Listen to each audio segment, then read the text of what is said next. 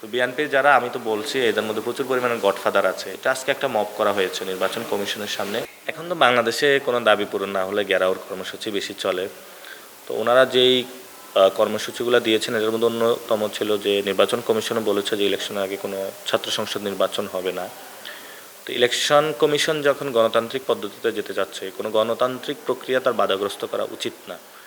আর যেই বা যাহারা ওইখানে গিয়েছেন সেই জায়গা থেকে তারা আরও ডিফারেন্ট ওয়েতে তাদের কমিউনিকেট করলে ভালো হতো।